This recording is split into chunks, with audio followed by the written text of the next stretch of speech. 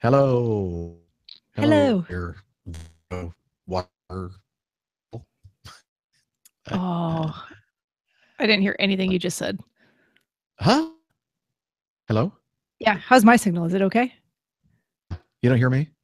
I can hear you, but it was just real touch and go there for a second. Well, how is that happening? I don't know. You heard me before, right? Yeah. It's like as soon as you hit the live button, it was like, Oh, probably because the bandwidth is yeah, exactly. probably sticky. Okay. Bad. It is.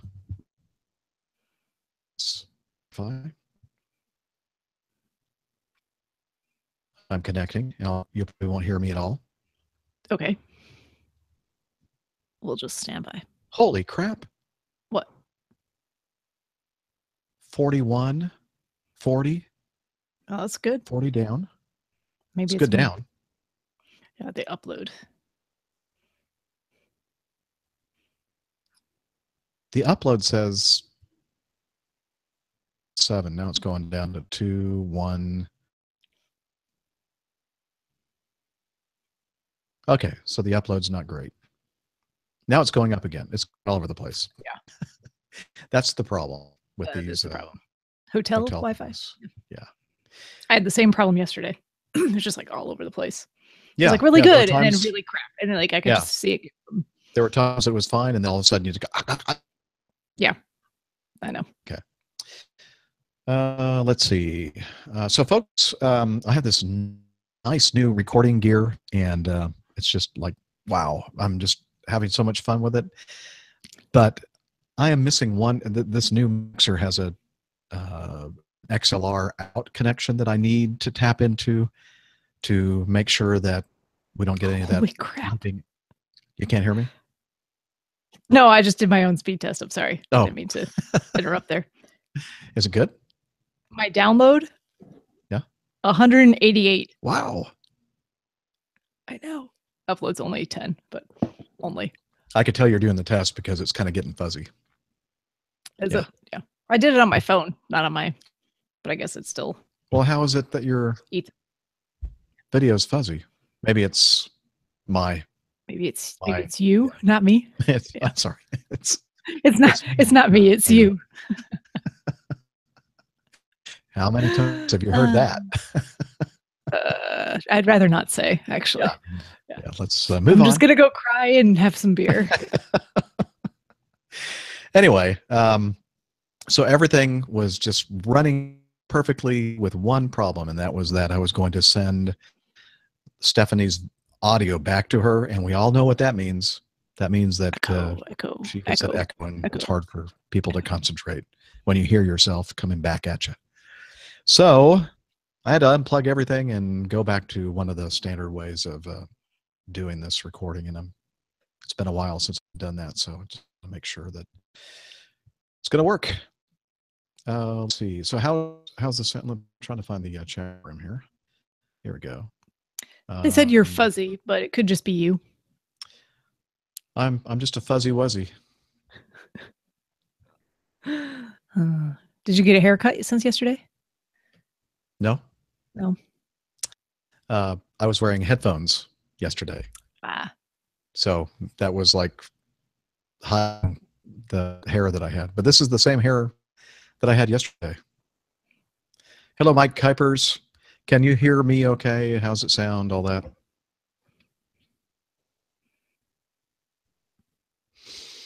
I mean, it sounds okay right now. Yeah. It's listenable, if that's a word. Okay. Well, you're sounding, so at least the recording is going to sound decent. Good. I think. Good. Okay, so speaking of that, let me start the recorder on this. Okay, and it seems to be recording. Good. Yeah. And it seems that it's getting my signal as well. Let me bump it up a little bit more. Hello, hello, testing. 3, 1, 2, 3, 4, 5. Hello, hello, hello. Wow. Thank you. Sounds good. I'll take that as a compliment. Yes. Wow. Wow. Wow. I'm impressed.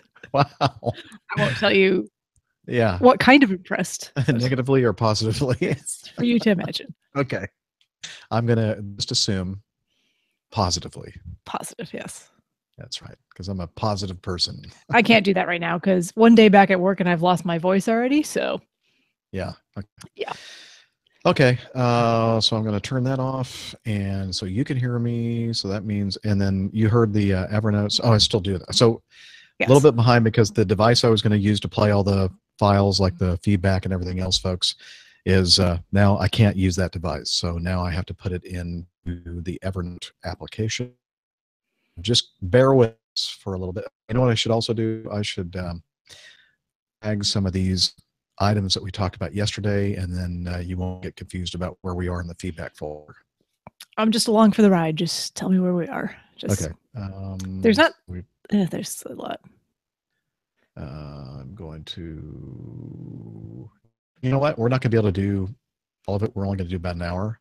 So why don't you look through? Well, hang on. Let me remove some of these that we already did, and then look through.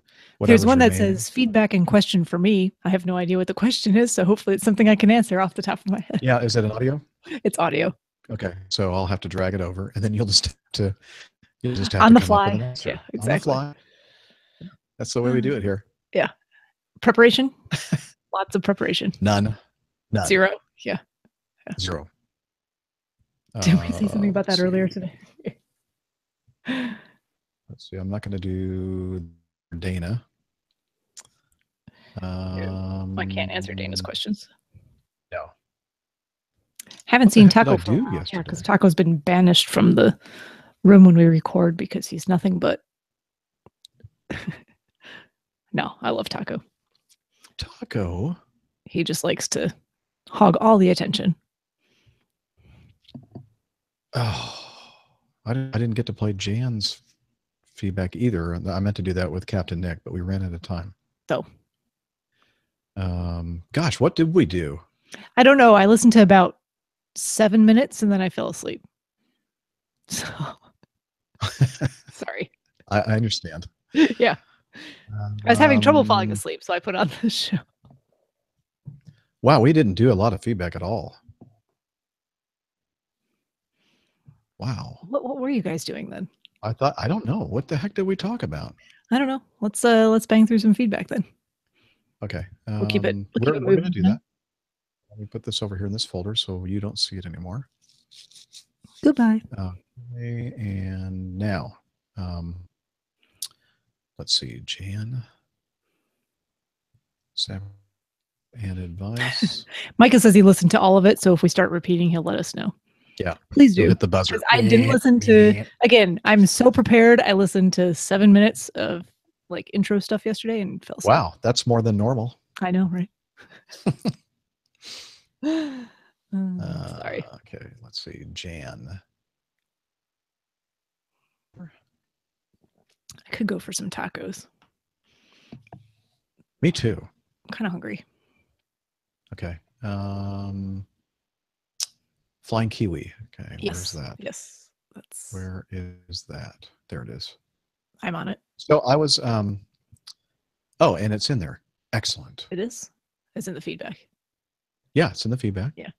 And the audio's there too. Here. Yes. Hey APG crew, this is the Flying Kiwi. Good. Okay. And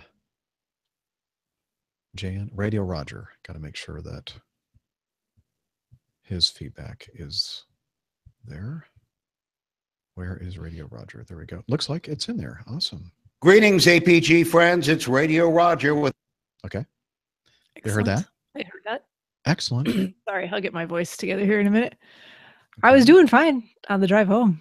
All of a sudden I got home and my voice is like, oh, you want to do a podcast now? Goodbye. Yeah, I know. That's what happens with me too. All of a sudden I start talking. I go, what happened to my voice? What happened to my voice? I mean, I know what happened to mine. I spent the entire day just doing what? Talking. It's like the yeah. It's like the teacher in Peanuts where she's like That's all I hear when I talk. I don't know. And all the people here when they're listening to you is blah blah blah blah blah blah blah blah blah. Pretty blah, much. blah, Yeah. blah. That's why they Spine, don't blah, do blah, anything blah, I blah, ask them blah, to do. needle, blah blah blah blah blah. This will Pretty hurt you a much. lot more than it will hurt me. Yes. Okay, now I think we're set. I have to get my wine. Ooh, fancy tonight. Well, I went to this place. I was going to buy some beer. And then I thought I already have so much stuff to lug around already. And I thought I'd have to buy a whole 6-pack of bottles. And I'm thinking, I don't want to do that. And then I saw this rack. It's like a tiny little wine store. And it said everything on this rack is $10 clearance. Excellent. This is Trevento Amado Sur from Argentina. And it's 70% Malbec, 20% Bonarda, and 10% Syrah. Bonarda. I don't know what that is. I've never heard of that grape. No.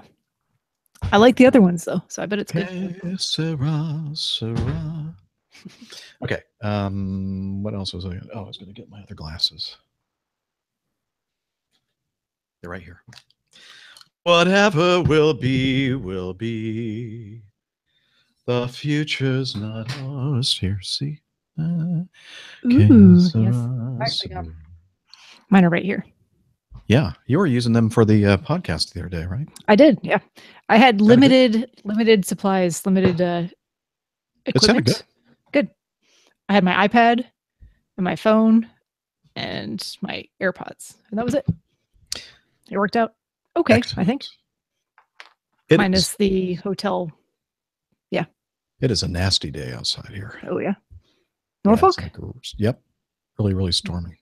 We had storms this morning, but it's better now. Okay. So just let me make sure that everything is recording. It is. And is there any news left to do? Or no? We're just going to jump into feedback. Okay. Unless you have some news you want to talk about. I got nothing. Okay. So we'll say, hey, we're back, part 2. And I can play the intro music if you want, or we can just skip that and just say, hey, Steph, where have you been? Just skip it. Okay. Good. It makes it easier that way. Okay. What time is it? 6:30. 6:30. Okay. Well, we're back. Part 2 of episode 284. And now I am no longer in Roswell at APG headquarters, but I'm in Norfolk, Virginia at the Sheraton West Side Hotel, I think. I've been here a few times for shows in the past, but even more importantly, we have someone who has joined us. Her name, Dr. Steph. Woohoo! You kicked Captain Nick out and got me instead. So yes, out with the old and in with the new. Well, cheers to that. No, I'm just kidding. We love you, Nick. Hope he's having a safe flight back to England. Yes. So where the heck were you? Why weren't you able to record the show with us last night? Not even last night, but the show before that too. I think I've missed 2 in a row. I have to talk about my absenteeism, I suppose. Yeah, HR is going to contact you. HR will be in touch. I took a little vacation, little just mental health break, get away, do a lot of nothing except for pamper myself. Went to Costa Rica for about 5 days. So went down there, spent a little bit of time in San Jose in the capital, and then up to a lovely resort called the Lost Iguana outside of the town of La Fortuna. And spend a bunch of days there just, sitting in the pool, enjoying the bar, the swim up bar, which was very nice in the heated pool.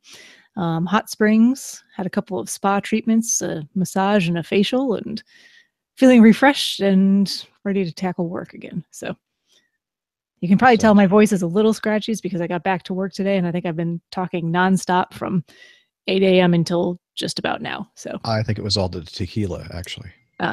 Shh. So I was saying something about maybe you were enjoying like a pina colada or something like that. Do they have those kind of drinks down there? Oh, sure. Yeah, I actually had a pina colada. I had a couple of daiquiris. I was right. Yeah, I guessed. I actually was enjoying the daiquiris because they used a lot of fresh fruit in them, and it was really, really good. Nice. And a couple of cervezas.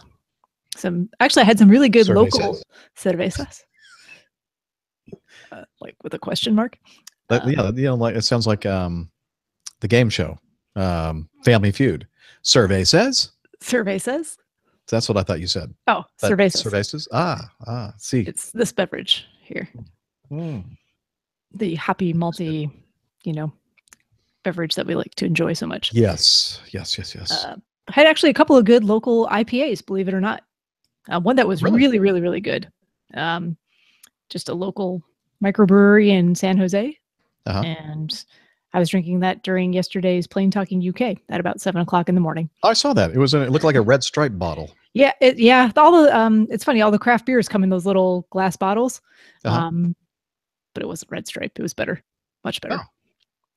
Excellent. I'm impressed that they have quality craft brew. I was actually very surprised. It was just like kind of stashed away in a little corner of a supermarket. There was all the usual like just ambers and lagers and things, and then there was one row of craft beers. I said, "Ooh, what are these?" And I found a black IPA and just a regular IPA, and they were both very good. Oh, nice. I still have that beer that Dr. John Brown, the Flying Doctor, gave me at Oshkosh last week or 2 weeks ago or whenever it was. And so don't let me forget to give that to you when I see you in person, whenever that is. Probably It'll will happen be sometime. Yeah. Probably in 2 weeks. Yeah, 2 weeks. Okay. What's 2 You've weeks? forgotten what's coming up in 2 weeks. Yeah. There's Yeah, a that's right. celestial event happening. That's right. Yes. Excellent. And that's the best way for me to get that stuff to you, because I won't have to take it with me in my luggage in a airplane. I'll be driving. Right. Exactly. Same here. Okay. Excellent. Yeah. All right. Okay. Well, so we did a little bit. Well, we did all the news, and we did a catch up on everything, and we talked about the meetup in San Francisco that Captain Nick is going to participate in over the weekend. And tomorrow, just a reminder, of course, by the time you're listening to this, tomorrow is history. But I'll be in Little Rock, and I'm meeting up with at least one APG community member, perhaps more. If you're listening to this live and you happen to be in the Little Rock area, make sure that I'll put out some tweets, and I'll also communicate via Slack in the meetups channel and let you know what we're going to do. And let's see, Wednesday I'll be in Louisville, and definitely meeting up with a few APG community members for and we talked about this already in this episode earlier. Sorry, I'm repeating myself. But anyway, so we talked about the meetup stuff, and I think we did like one or two items of feedback, and we did the plain tales. So we're going to try to knock out some of this feedback. One or two right items now. of feedback? Yeah. Okay. We didn't really do much. Fair enough. We know we're Gabby something or other. Gabby old birds. So I'm going to go over here to Evernote, look at the feedback folder, and start with, I don't know, is it Che? Che? C-H-E Simpson? Sure. Yeah. Episode 269, the 20-year-old guy who asked about cheaper flight training. There are quite a few providers in each state that provide a CPL with a diploma of aviation. The entire cost is deferred via government loan. The loan is called a HELP loan, H-E-L-P. Not affiliated and not going there, but Bassair or Bassair, B-A-S-A-I-R, at Bankstown Airport offers this. There are plenty of others. The catch is you pay back 20% more. However, there's no accumulating ongoing interest. If this was available when I was 20, I'd have jumped at it. And actually, in all honesty, I think that if you have any kind of a loan, you're probably going to pay at least 20% more than what you've borrowed. Unless you pay it off, right very away. quickly. Yeah. Yeah. Don't let that interest accumulate and what's the word I'm thinking of? Compound. I'm thinking of? Compound. Thank you. Yes. Wow, I can't believe I actually thought of a word. That's good for me. Compounding interest is bad. I guess I need to destroy more brain cells with the wine. Yes. Anyway, so Chi, thank you for your feedback. He or she used the app feedback functionality. And just a reminder, get your app. All right. I'm going to skip this one. We're going to go to, let's see. Let's skip this one too from Richard because I think Captain Nick would like to. Yes, it's probably mostly answer that Plain one. Tales related. Yeah. Larry Geezer in Tulsa, Oklahoma sent in a link to a Qantas flight, a 747-400 vibration incident. And we did talk about that shortly after that happened. But apparently they go into a little bit more depth in the article. And he said the fact that it was an excellent example of crew resource management, CRM. And so we'll put a link to that in the show notes, and you can read it yourself. Yep. I tried to pull it up actually, but you have to register for free access. Oh, that's right. That's why I didn't include it in the. I only have like the first half a paragraph of it, and it wouldn't be a problem to do it. It takes a moment to actually register for it, but it's paywall. I think that's what they call it. No, right? it's free access. You just have to give them your email address. So. Oh, really? Yeah. Okay. Anyway, so if you want to give them your email, Aviation Week, you can look at the link that Larry sent to us. Continuing on, Ryan. So he used the APG app. Hello, APG crew. I'm Ryan from Norwalk, Wisconsin. I've been listening to your podcast for over a year. I think I could have a case of APG syndrome. Uh-oh. I'm hoping to start my flight training soon. I hope to become an airline pilot. Yes, an Airbus pilot. However, sorry, we're going to have to stop reading your feedback now. Moving on. No, just kidding. Yeah, moving on. However, I, like many people, don't think I could afford going to a flying college. So I guess my question for all of you is, do any of you know any airline pilot that doesn't have a degree? Thank you, everyone on the APG crew, for the great podcast. Go Airbus.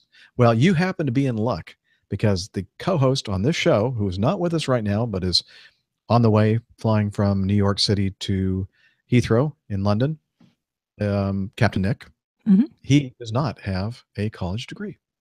And it's different in different parts of the world in terms of what is required. But, if you're looking strictly to become an airline pilot, quite a few of the regionals, my understanding is you don't actually need to have a college degree.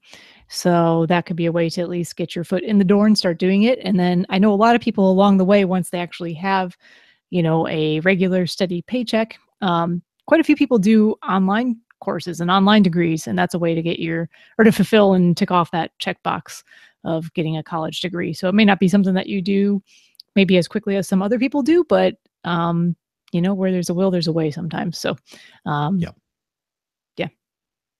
And, it doesn't have to be Ivy League schools. I went to a state college, affordable university setting, or more affordable, I should say. Yeah, I think there's plenty of ways to do that. So, and a lot of people would say that my degree from Auburn University really isn't a college degree at all. No. Yeah, because they have something against Auburn. I mean, those people that went to Georgia and Alabama probably say that. Probably. But I think you'd probably say the same about them. Yeah, I do. Let's see. Walt. Here, why don't you read this one, Steph? Do you have that? Walt, APG 275 in general aviation? Yes. Okay. It says, good morning, APG crew. Good afternoon. Good morning. Good morning to you. It might be morning when you're listening to this. I just wanted to quickly say thanks for doing what y'all do. I'm a commercially rated single engine land pilot working on my multi and CFI, CFII. I fly a Cirrus SR-22 professionally out of CAE, Columbia, South Carolina, not too far from Atlanta. In episode 275, you guys asked for us GA guys to speak up. Here we are. I fly 75 to 100 hours a month. Wow. That's quite a bit. Many of my legs are deadheads, and it can get quite boring as single pilot with a light workload. I download the podcast and listen to them via Bluetooth in the cockpit. Thanks for keeping me entertained on those long, boring flights. Excuse me. I own a 1968 Citabria and fly it as much as I can. It's easy to lose your stick and rudder skills when your primary function in the cockpit is pressing buttons and turning knobs. So come on over to South Carolina one day. Walt, I'm here. I'll give you a tour of beautiful Lake Murray. Keep up the great work, guys. Walt Hurley. So Awesome. We'll have to do a meetup down there, Steph. We should. Columbia is not far from me. Not at all. That's an easy flight. I've actually been into that airport, and it's not a far drive either. If it doesn't work out for flying. Yeah, you've joined me a few times. I've had nice long layovers in Columbia. We've recorded there a few shows.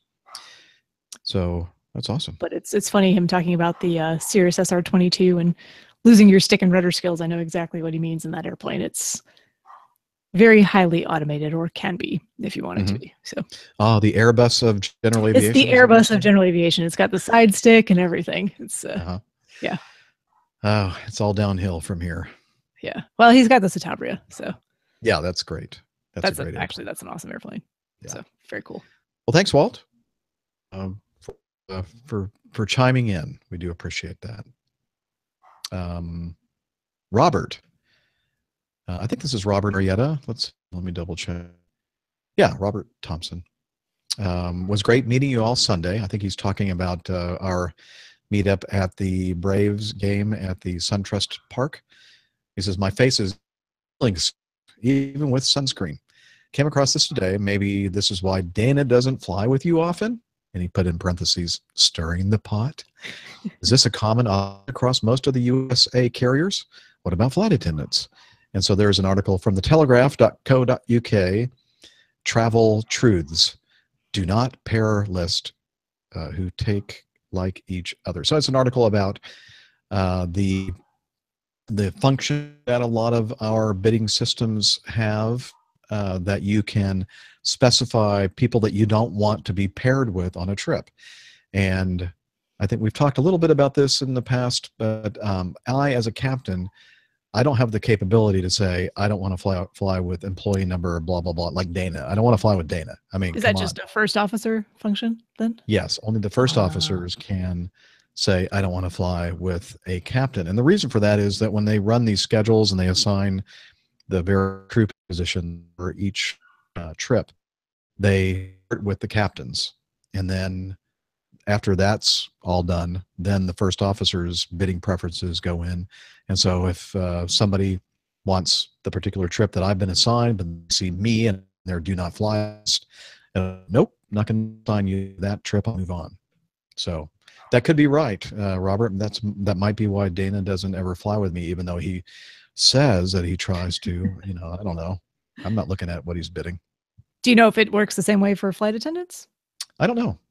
I'm not sure. I know that I imagine that might be a little more difficult, but I've heard them like buddy bid. I know they can do it in a positive way and say, I want to bid this trip with this person.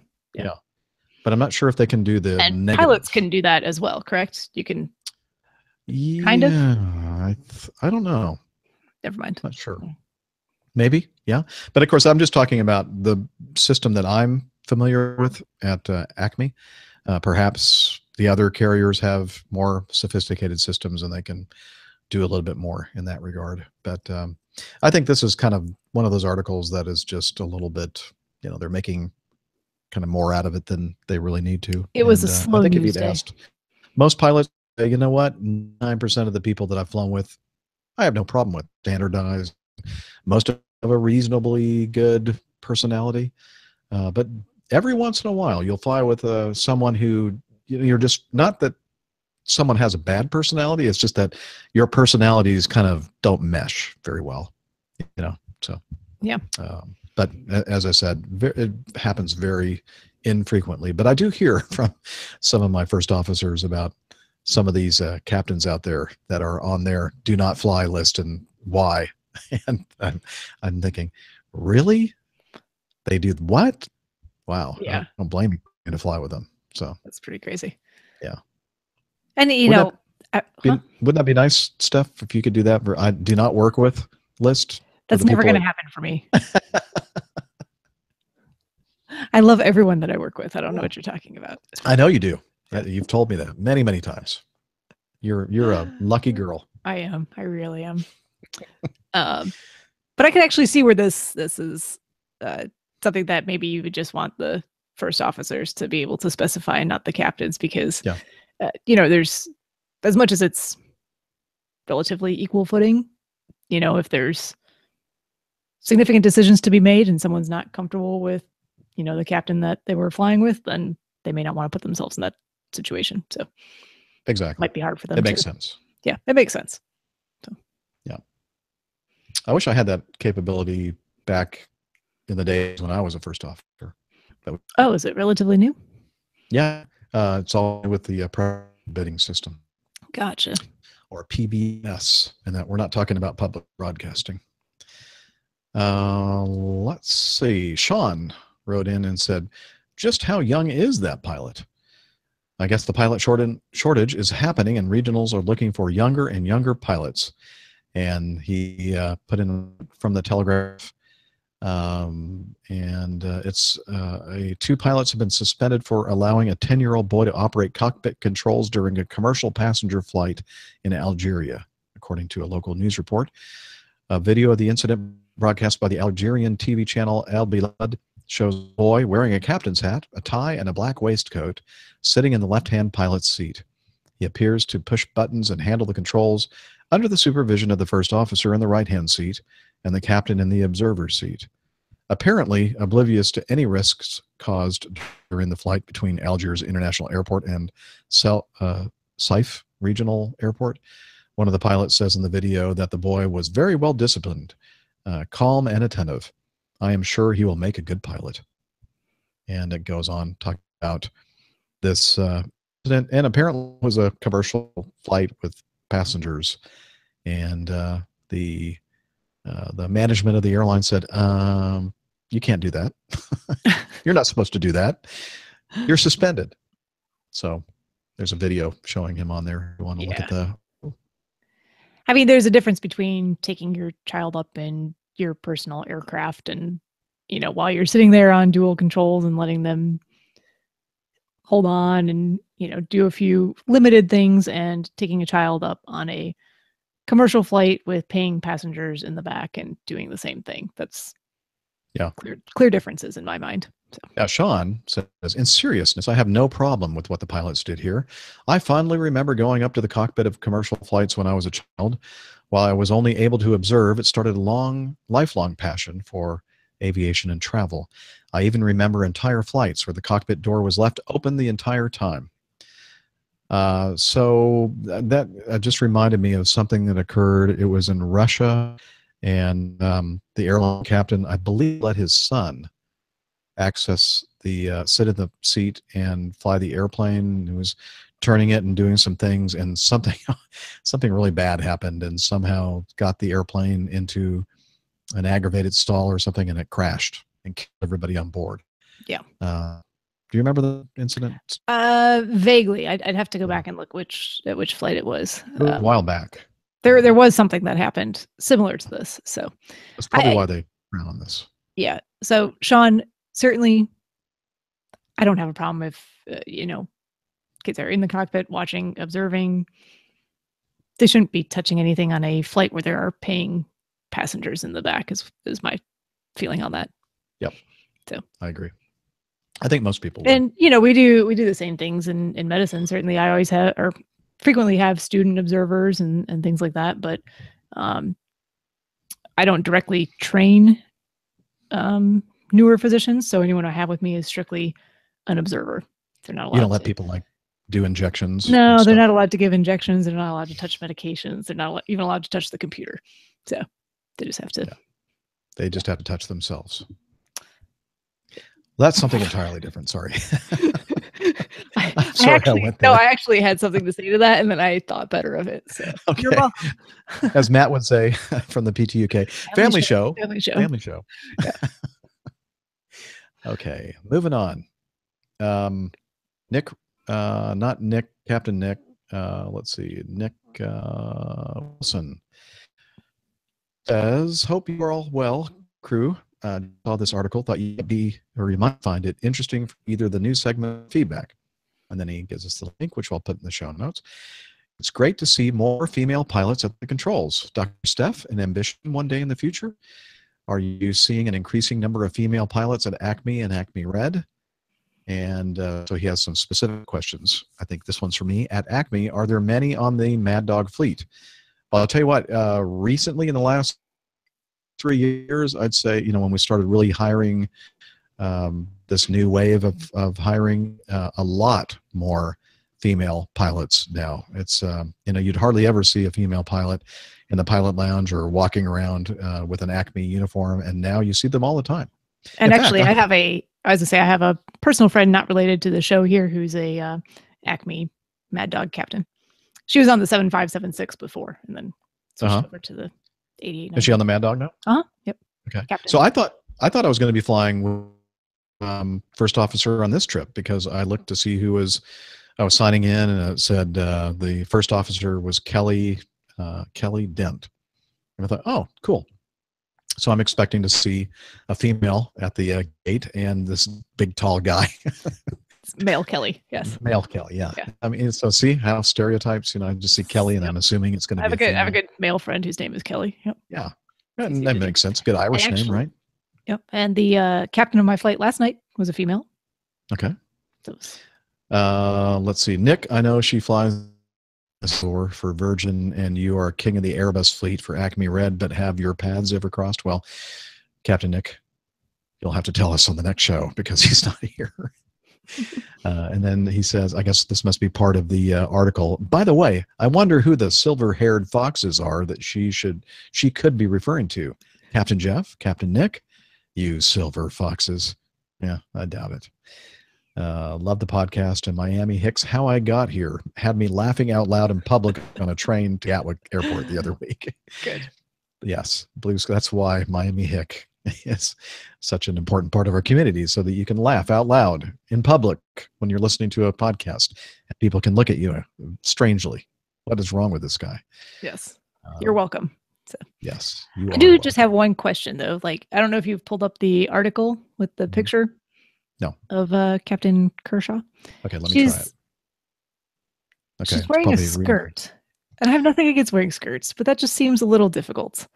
Oh yeah, and it's not an Airbus airplane. It's not an Airbus. I think you could probably get away with it on an Airbus, maybe. Yeah.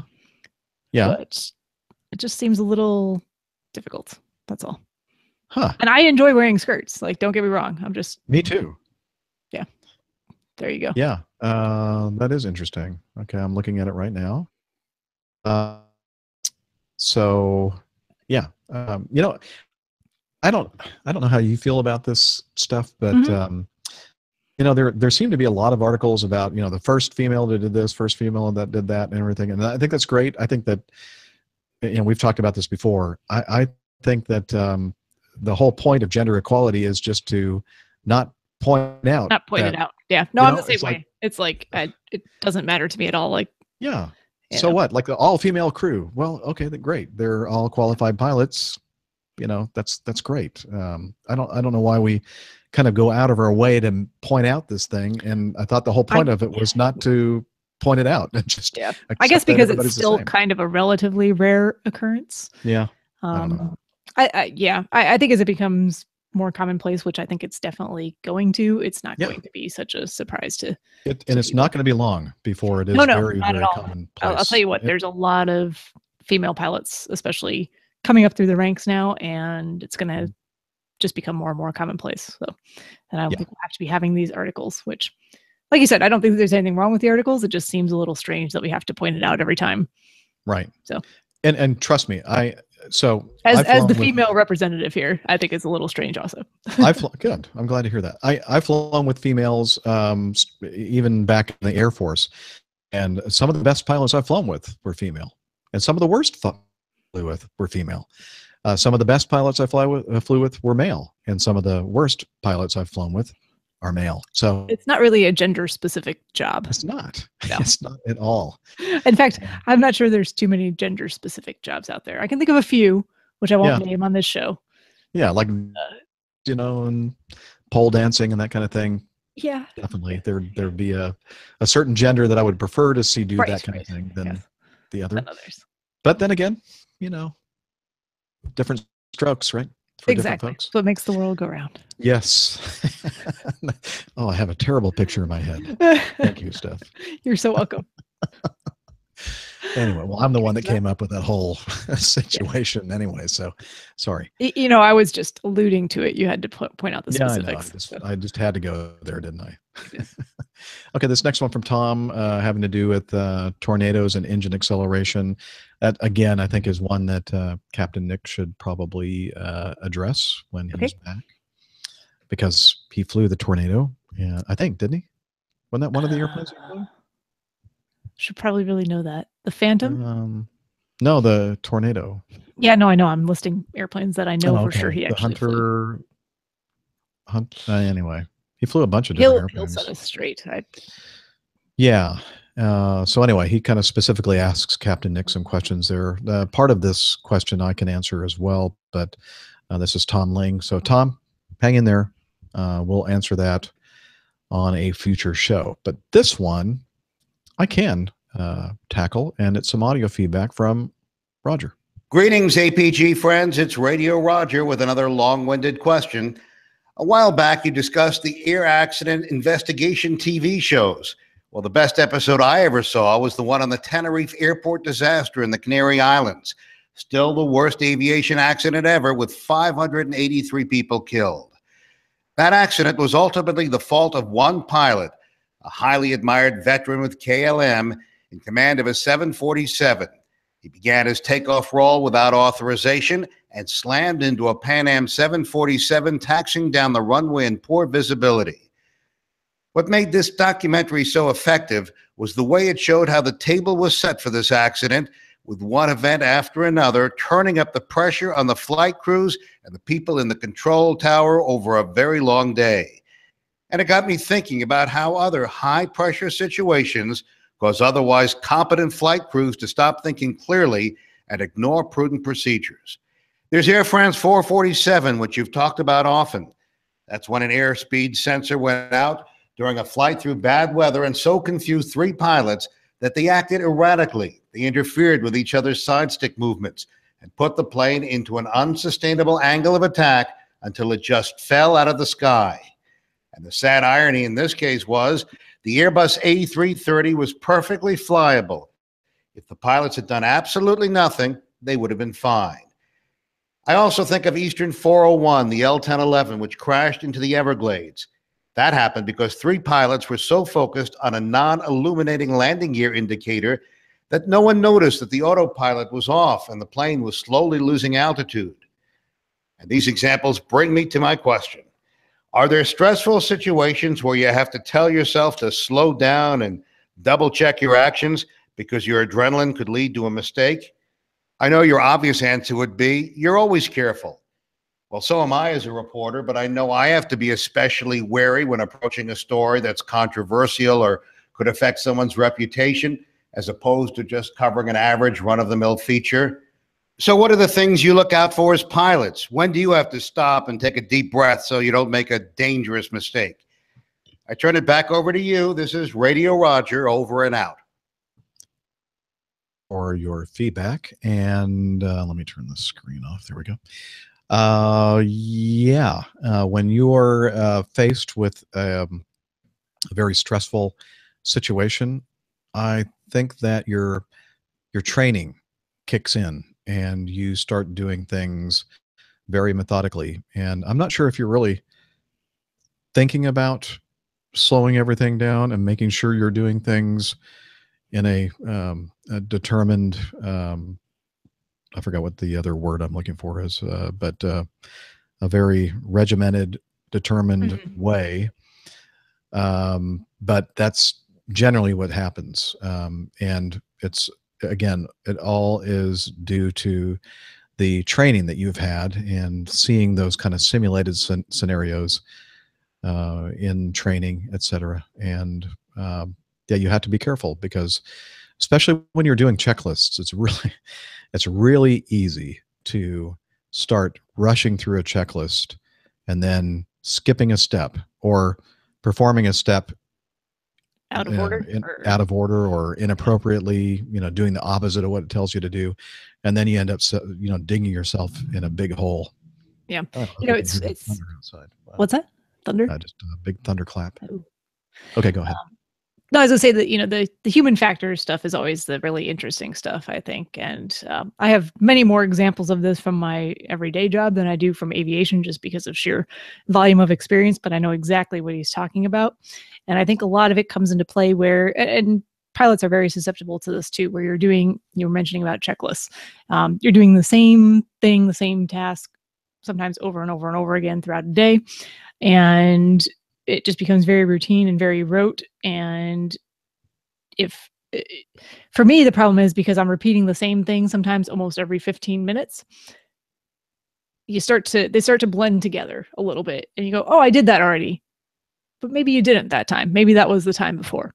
And that's where you get into trouble. And you get into trouble where you have certain, I know we were just talking about expectation bias and all of that, especially with the stuff that happened in San Francisco, where you're expecting to see one thing and maybe that's not exactly how it looks this time around for some reason. And your brain just tells you, nope, that's it, go for it. That's where you really have to stop and take that step back. And like you said, that's where experience comes in, because without that experience, it's hard to recognize those instances where that occurs.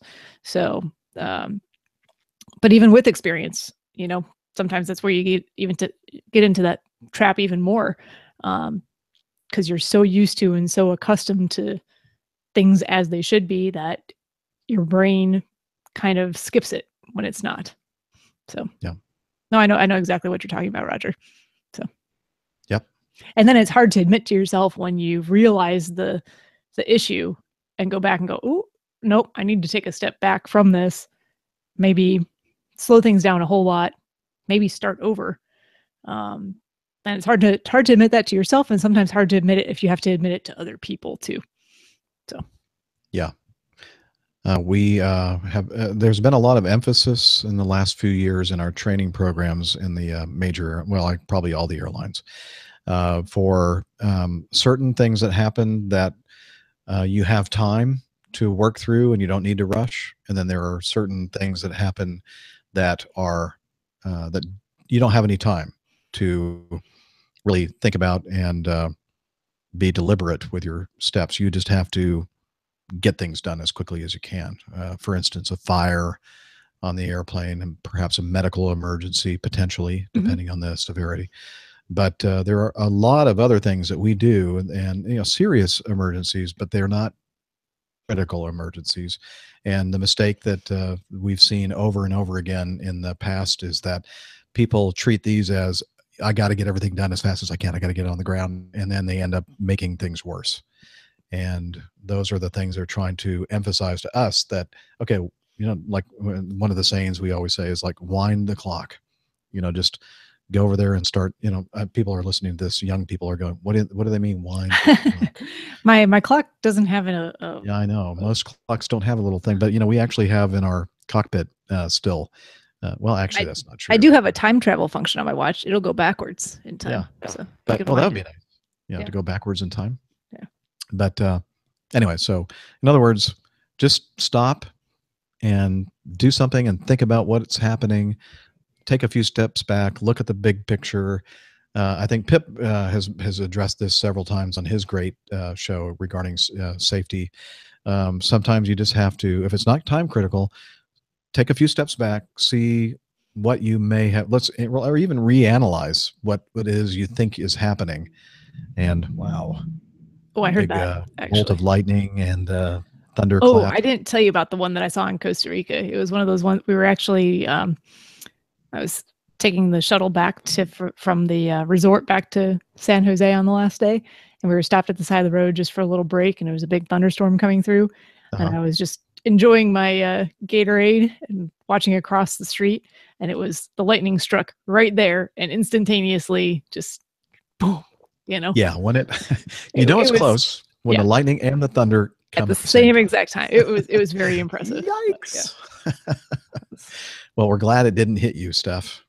I am glad of that too. That would have been shocking. Shocking. As I say, something about temperature, but I couldn't. Oh, Liz, you're so funny. Jeff has a sundial in his cockpit. Wind the sundial. Wind the No, that sundial. doesn't work. Just That's not a facing good this. metaphor. Yeah. No, but you know, and maybe that's a good takeaway point from all of this. Know what those time critical things are. Have that as a mini checklist in your own head. So if something's not going right, you know, Yes. take that half a second and go, is it this, that, the other, like you mentioned, fire, you know, medical emergency, something that really truly is time critical. And if it's not one of those things, then take that second, pause, breathe, you know, step back from the situation, because sometimes when you're in it too close, that's when it's hard to see the big picture, the forest for the trees. Yeah. I hope I don't lose power here. It might happen. Yeah. Abrupt end to the show. But So, you know, like I'm, you know, in surgery, or we're in surgery, and you don't want the doctor to rush through something. there's very few things that I do that are time critical, except Yeah. for the most serious things, you know, which is the respiratory arrest, cardiopulmonary arrest, that type of stuff. Mhm. In my line of work, that happens exceptionally rarely. So Yeah. Which is a good thing. it's a good thing. So usually I can just take that second step back, you know, Mhm. and figure out what the problem is or the discrepancy is, and hopefully not make an error where one shouldn't be committed. So. Right. All right. Well, Radio Roger, thanks for your feedback, and also thank you for your support, financial support. He's a Coffee Fund cadre Thank you, member. Roger. We appreciate it. Yes. Let's see. Flying Kiwi. Speaking of Coffee Fund cadre members at the very top level, Yes. Yes. we have Lucas from Down Under, and he sent us some audio feedback. Let's take a look. He says, "Great show, guys. Been listening to a few in a row. It's been keeping me crazy. Thanks." You're welcome, I think. Yeah. You're welcome. Hey, APG crew, this is the Flying Kiwi. I've been off doing heavy, hard manual labour, which is quite different from me, because I usually work at a desk and a boring computer job, and it's been great. And I've been listening to the show. It's been keeping me sane, or should that syndrome's been keeping me crazy? I don't know. One of those things. Hey, sorry to hear about your laptop, Dana, but I want to say, as an IT professional and having been what we used to call a NOC jockey, Network Operations Center jockey, and a help desk guy, you did exactly the right thing. The moment you put anything sticky into an electronic device, you can play that's what she said. You absolutely should wash it out with water. I had a lady come up to me screaming that she dropped her tea into her laptop once. And I turned around and I said to her, "How many sugars?" And she looked at me like, what are you talking about? I said, "How many sugars?" She said, "2." And I went, "Brilliant." So I grabbed the laptop, went straight over to the tap and rinsed it out, because of course, sugar in its liquid state when it dries is just a horrible sticky mess, especially when it's mixed with milk. So you did exactly right. I wouldn't have used the compressed air, because that tends to force moisture into componentry that you don't really want it to sit with. But using the rice and using the vacuum, brilliant. Again, well done. So you've probably saved your MacBook, or certainly saved a lot of it anyway. The problem with MacBooks is, of course, it's all onboard componentry, so they can't swap bits out. They'll either replace the entire board, or you get a new one. Either way, you win. Couple of other things. I'll give you my scary moment in an airplane. I've had a few, mostly down to me flying, but I was with my CFI, which in New Zealand stands for Chief Flying Instructor, not Certified Flying Instructor. And we were coming in, I was just about to do my PPL practical, and I was in the downwind leg at Omaka. Omaka is surrounded by hills, so there's a lot of backscatter. And on the downwind, very late downwind, I saw a glider at the very last second doing an opposite downwind. Now, normally the gliders at Omaka use opposite circuits, left-hand, right-hand sort of thing. This guy thought opposite circuit meant opposite ways downwind. And I passed around about 2 to 3 meters above him.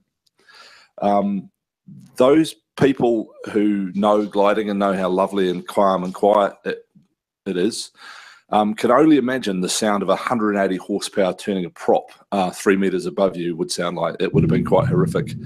I was very, very shaken because it was 3 meters away at 500 feet, and no one was getting out of that one alive.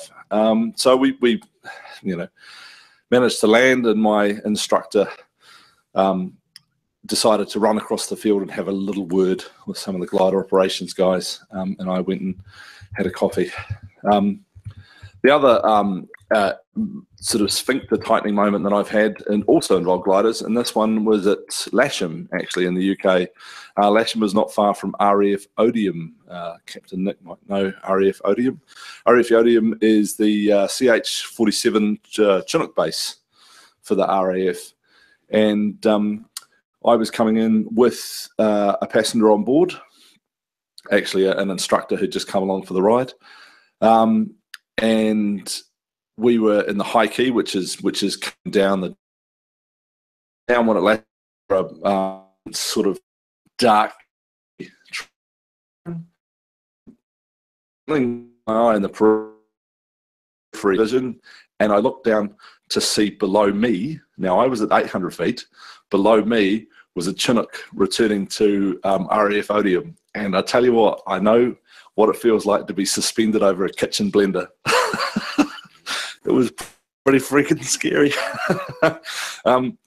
I said to the instructor, "Hey, look down," and I cannot tell you what he said because this is a PG show. But yeah, it was a lot of swearing and tightening of belts, and we landed and had a great story to tell in the pub later on.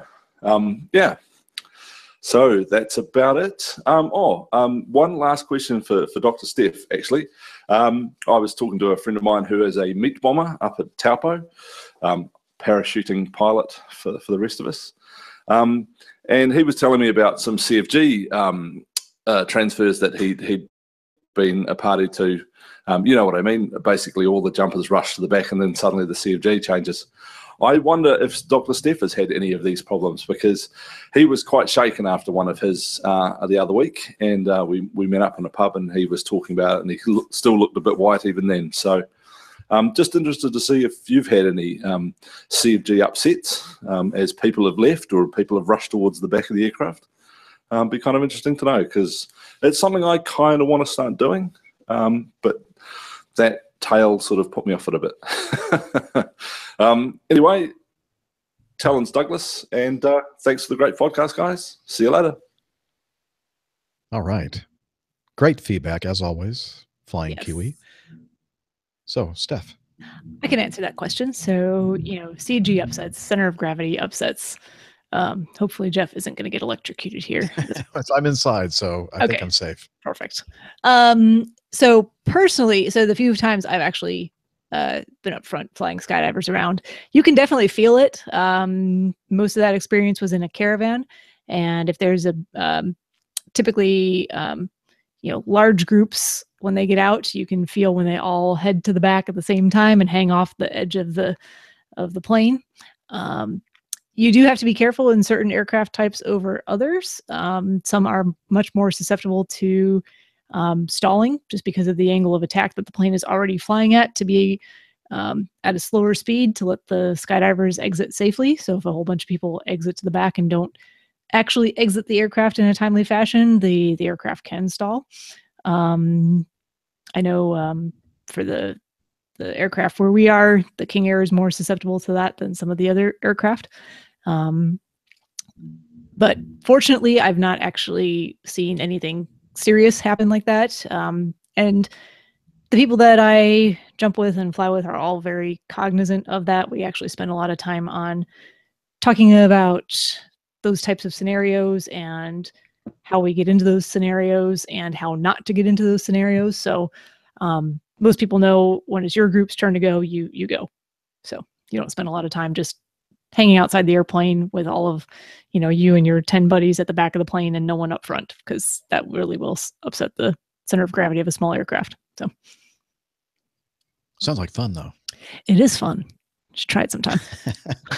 But don't let that discourage you. If you want to if you're looking to getting into flying skydivers and things like that, it's really all about your training, and then it's all about the safety culture of the drop zone where you are, and making sure that the jumpers are aware of those risks as well, because they don't want that to happen either. Trust me. We're more safety conscious than you might expect for people who are willing to get out of a perfectly good aircraft. So no, there is obviously a safety culture there. yes. You're not suicidal maniacs. No, at least most of you most of us are not. are not. No. Yeah, no. The ones I mean, that jump out the door without a parachute, they're the ones that are suicidal maniacs.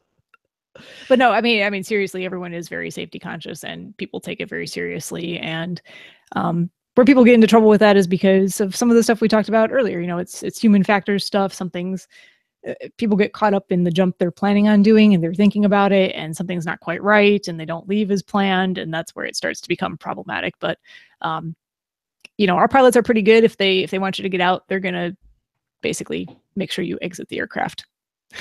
So a number of things, they'll either start descending, they'll dump you off the side, you're going to get off. So, I wish we had the option of jettisoning your passengers.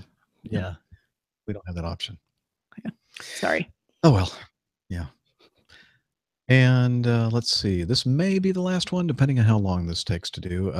Jan sent in some feedback from the APG app, and he also sent some the other way by sending it to feedback@airlinepilotguy.com, the audio portion of this. He says, "Hello, APG crew. This is Jan Sears. I've been listening to the show for the last several months and finally decided to leave some feedback." Well, what took you so long, Jan the man? I'm a 49-year-old living in the San Francisco Bay Area. I started flying at age 10 out of the Oakland and Hayward airports. So that would have been about 39 years ago. Pretty good, huh? I am now a pilot for a state agency and based out of Napa. I know, rough place to be based. We patrol the skies over the Bay Area. I am very fortunate and blessed to have such a wonderful area to fly in. I wanted to at least introduce myself since I chimed in about a meetup with Captain Nick while he is here on August 12th. Avid podcast listener and wanted to relate to you all that the mix of fun and facts, questionable at times, a lot of the time actually, keeps me coming back for 3 hours every week. You all with a question or more of inquiry. I'm considering switching jobs to fly for a regional. I know I'm not over the hill yet, but I'm no spring chicken. I wanted to get the opinion possible. I currently get to sleep in my own bed every night. I fly as in my hands are on the controls of our fine Gips Airvan GA8 at all times. Well, most of the time. And the pay is great. But I have a longing to fly people to see their loved ones, to get them to meetings, or to go on vacation. Not to mention the challenges airline pilots face every day. Just wanted to spur the conversation with the group of people I've grown to admire. Yes, you too, Jeff. Oh, thanks. Captain Nick, I look forward to meeting you and the rest of the APG listeners that turn up at the meetup. For all you do, because of this podcast, I've found a productive way to waste 3 hours each week. Cheers. You're welcome, Jan. Kind of backhanded compliments. Yeah, even I, thank you. You're talking about passive He aggressive. even admires me. Yes.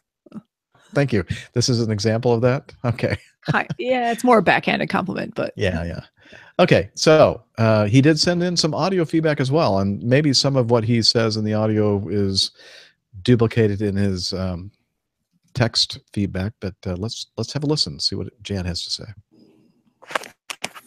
Hello, APG crew and APG listeners. My name's Jan Sears. I live out in the Francisco.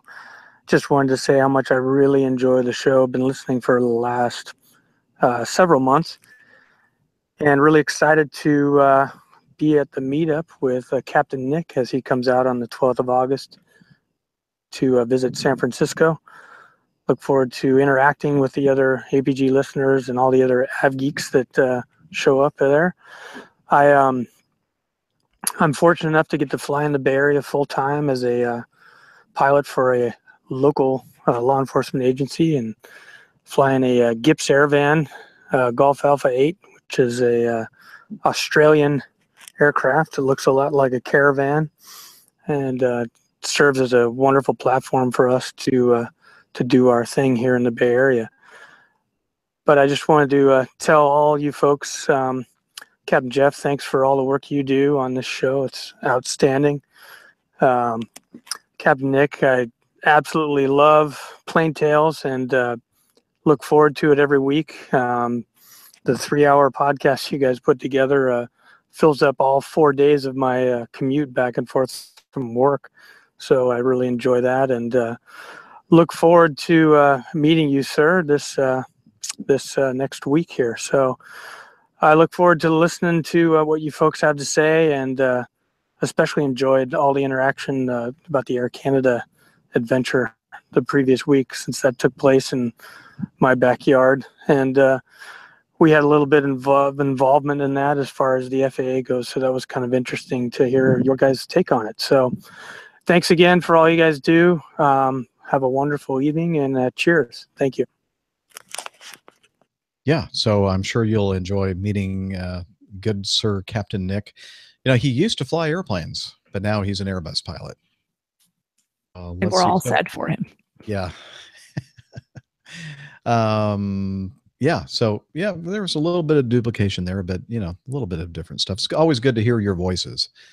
So sending in audio feedback is definitely something we enjoy. And I've been watching the chat room, and they've been coming up with some great taglines for the APG. Thank you, Liz. APG, time well wasted. What was the other one? APG, time you'll not get back. You'll not get back. Nope. Okay. So, no, it sounds like it's going to be a really fun meetup again in San Francisco. So yeah, wish I was going to be out there. I know. August 12th. I won't be well. here, but I won't be there either. So will you be on August 12th, which is I Saturday? will be in Chicago. Oh, another trip to Chicago. I was in Chicago on my last trip. I know you were. Yeah. It's a nice. The Hilton. Very nice. Yeah. The Hilton downtown, right? Yep. Right at Grant Park. Yep. I stayed there. Actually, I've stayed there several times in the past for the marathon. Oh, nice. Nice. So you're not doing the marathon this next weekend, are you? No, I have a cousin who's getting married out in the suburbs. So I'll be. Another one. Yes. Okay. I have a lot of cousins. Yeah, a lot of family. That's good. Family is good. Yeah. Okay. Well, you know what? With that, I think that this is a good point to end the show and talk about the fact that you can head over to airlinepilotguy.com and you can learn about the crew members and the community and different ways to watch and listen to the show, buy some APG merchandise that's there as well, although I haven't looked at it recently. I'm assuming you can still get stuff. What else is there, Steph? On the website? That's a great question. I don't know, but I can tell you about social media. I don't know. Well, why don't you do that then? All right. On social media, you can find us on Twitter. It's at APG Crew. All of us are there. We will answer your tweets and questions, and you can send us stuff there and interact. You can also head over to Facebook, facebook.com/airlinepilotguy. Again, information about meetups gets posted there when we remember to do so. Captain Nick is pretty active there, responding to your feedback and questions and comments. And it's also a good place for folks to post some aviation related content. So head on over there and check out what's going on. Excellent. Yes. And is there any other social platform that we are present on? There is. We are present on Slack. And I think, is Hillel still there? Hillel, are you over there? Oh, hang on. APG listeners, please join us on our Slack team. On Slack, we share news and ideas. We suggest episode and Plain Tales topics. We plan meetups and events. To get into the Slack team, please send me a tweet with your preferred email address to @hi11e1, and I'll send you an invitation. That's Hillel @hi11e1, and see you in Slack. Thanks, Hillel. It's so nice of him to always just comes hang out in in at the the last bathroom for every show. Yeah. Oh, by the way, I need to quickly mention that after we recorded the last episode, well, you weren't here, Steph, but No. when Captain Nick and I recorded the episode when I believe I was in Chicago, the next day I was in Baltimore, and Hillel kindly offered me some of the office space where he does a lot of his business work, and I got to meet his lovely wife, and got to work at a nice, just a great desk and internet and editing accomplished for episode 283, and then we, it's not all work; it's a little bit of play. After that, we headed over to a place called Chaps Pit Beef. I believe that's the name of it. It's kind of like a place that was like a hole in the wall place that was featured on diners, Diners, divers, drive-ins, and drive-ins and dives. So, some order show of on the those Food words. Network. Yeah. Something like that with Guy Fieri. Fieri. Yeah, Fieri. Guy By the Fieri. way, he's got a place like right next to the hotel in this waterside thing. They're like rejuvenating it over there. It's called the Smokehouse. It says Guy Fieri's. How do you say it? Guy Fieri. Fieri's Smokehouse. And I didn't realize he had any restaurants like that. So it's like right next door. So I might just have to go over there and grab a bite to eat for dinner. Pretty good. Check it out. Anyway, so Hillel for making that space available to me, and it really helped. And so you're a good friend, and I appreciate everything you do for us here on the APG show, including coming out of the closet every show. If anybody knows how to be a slacker, it's Hillel. Mm-hmm. He's the expert. And anything else, Steph, before we sign off? Oh, I don't think so. Okay. Well, sorry I missed you guys the past few weeks. That's all. We missed you. It was only like a week. It wasn't even that long, but somehow you did like 2 shows without me. Yeah, it's just the weird thing about the timing of availability and everything else. Dana's still out there riding his motorcycle. I believe he's had another little bout of bad luck with the motorbike overheating or something, and so he's in the Yosemite area in Northern California. So Dana, hopefully, if you're listening, I hope that you've fixed your Harley Davidson and things get back on track, and lots of good luck come your way. Yes, enjoyable, safe travels. Yes, and until next time, wishing you clear skies and talons, Douglas. Cheers, y'all. Yay, that's right at exactly an hour. That was exactly an hour. Perfect. Yay. Couldn't have timed that any better. See? Yeah. Just efficient, get things done. Yes. Tackled a bit of feedback. Yeah, a little bit.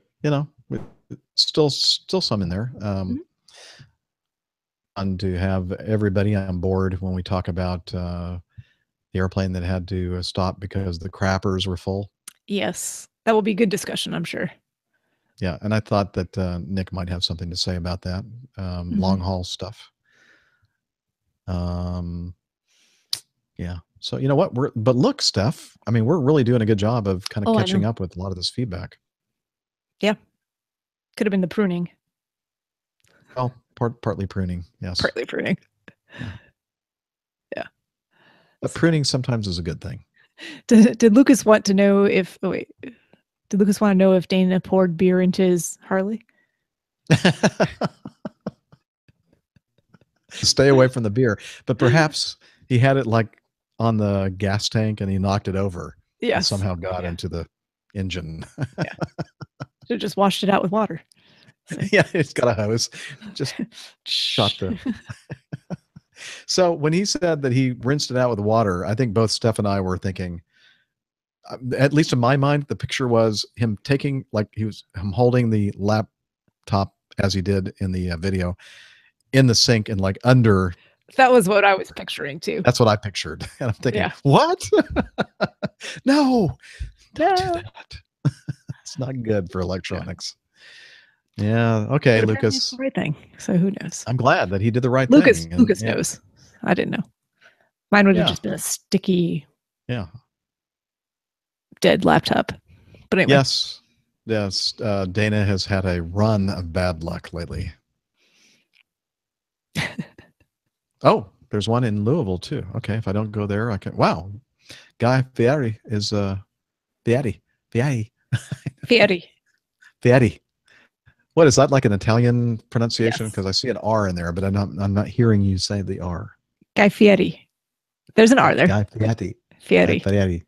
It's like Fieri. R, but like your tongue is all the way against the front of your teeth. Okay, well, I trust you, Steph. Yeah. I do. Okay. All right. All right. Thanks everybody for showing up for just a little bit. Sorry. I don't know why my voice is just totally gone right now. No, it sounds good. Okay? Yeah. Sounds really scratchy to me. Oh, his restaurants are best known as being awful? So I guess he would fit in the dive category? Probably. Yeah. I don't know. I've never been to one of Guy Fieri's restaurants. Well, I'll tell you, this place next door, a couple decades ago, we've been here at this hotel.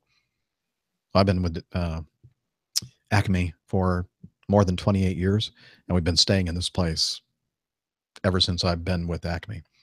And it used to be a bustling, full of restaurants. You had like Outback Steakhouse. What is it called? The Crab Shack, Joe's Crab Shack. Oh, Joe's Crab Shack, yeah. Hooters, some other, like local restaurants and everything else. And then it just started going downhill. Down the like crapper. the neighborhoods. Yeah, down the crapper.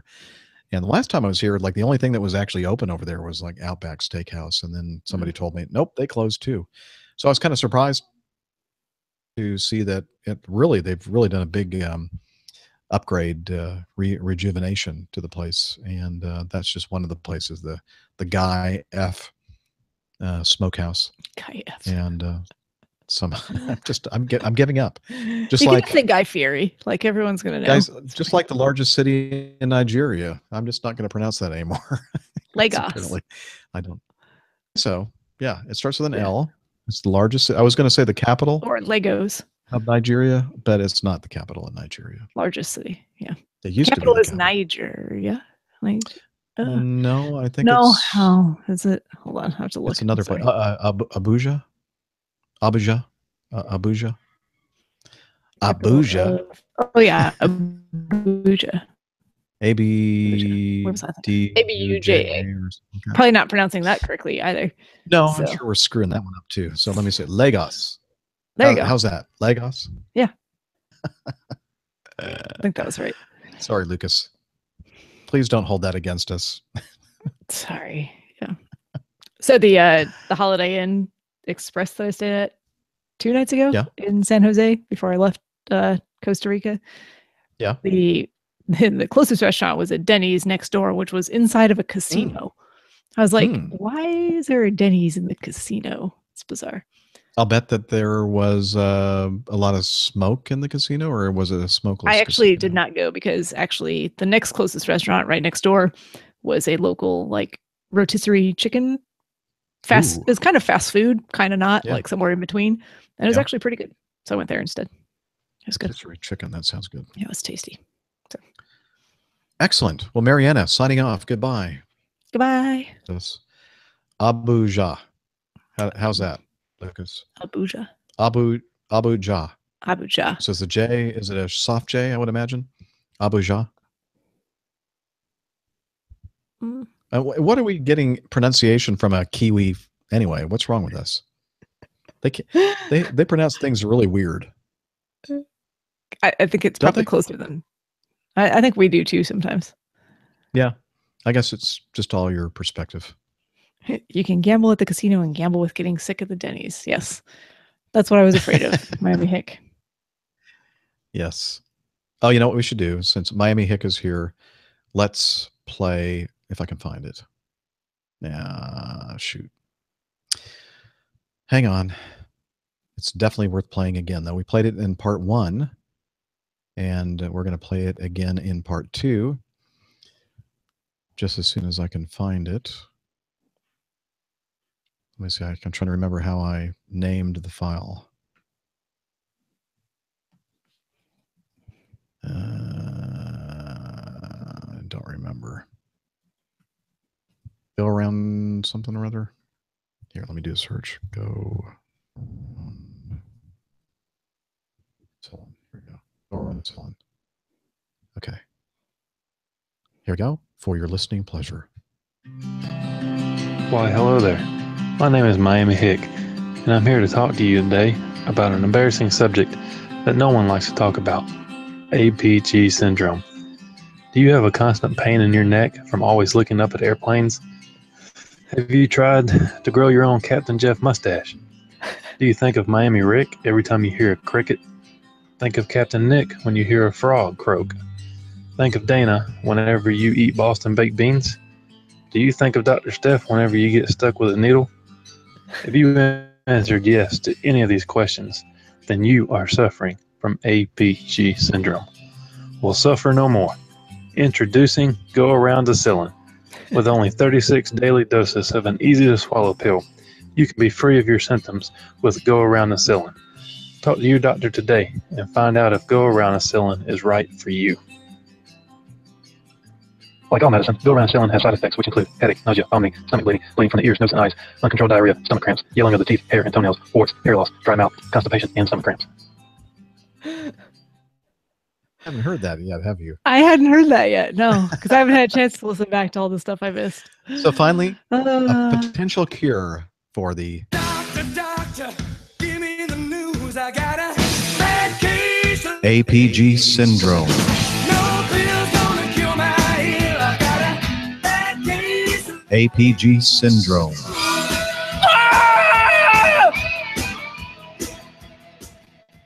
I don't know. I think we're gonna have to run some clinical trials on this Go Around Acillin.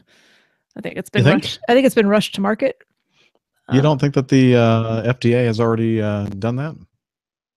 I Due just diligence? wasn't aware of the clinical trials. No? No. Maybe you didn't get the memo.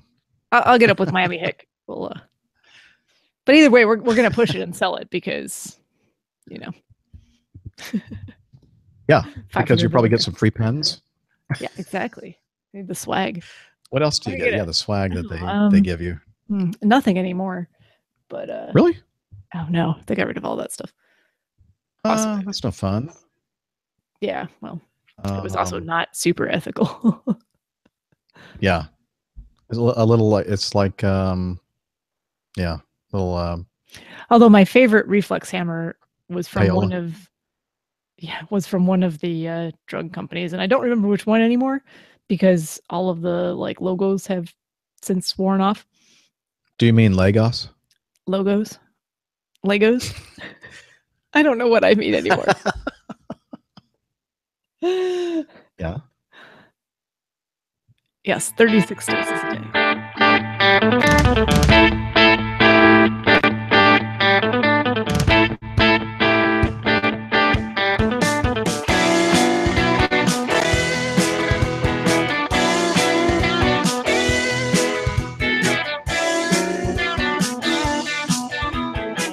I used to be such a good pilot till I started APG. I opened doors for little old ladies. I helped them to their seats. Airline pilot guy, I fly dog. Airline pilot guy, he can't land in heavy fall. I got no friends cause I'm always flying. I just don't have the time. But I can land this old plane. I can land it just fine. Airline pilot guy, I fly dog. Airline pilot guy, he can land in heavy fall. I'm pilot guy, I fly a meadow. I'm pilot guy, he can land in heavy fall.